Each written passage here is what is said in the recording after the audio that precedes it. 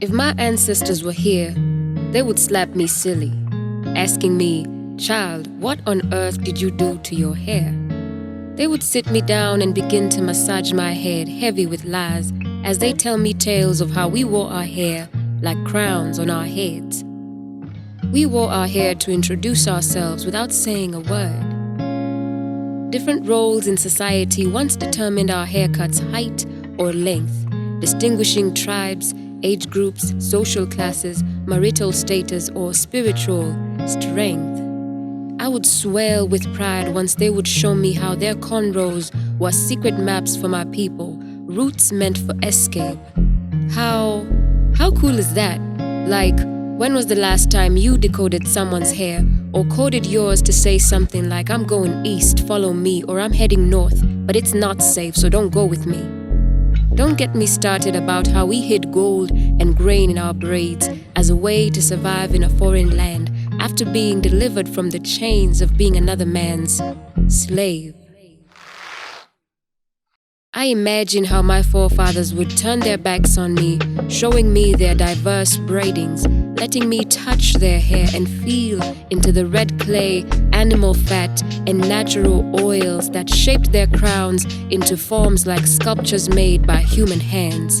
I would remain with the texture of organic fields all through my hands, and a crown on my head where once stood an ill-treated, underappreciated pile of follicle.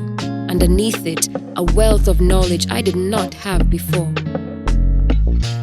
And now that I have made peace with my history, I can see my future through the lens of equality. I'm taking back my pride, without asking nicely, because it wasn't meant to be taken in the first place.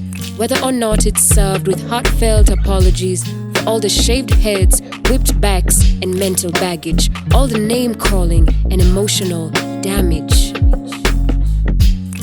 May our conversations today and tomorrow be seasoned with truth.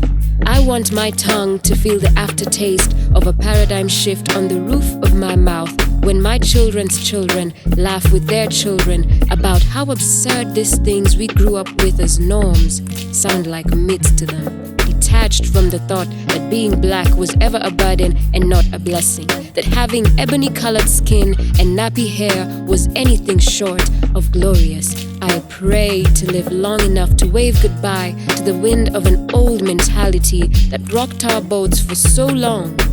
Stepping out of the boat has us walking on water, braving a storm that did not rage hard enough to wipe out our name. We are not lesser than or greater than. We are enough in every single way that we are ourselves. And so is everyone else.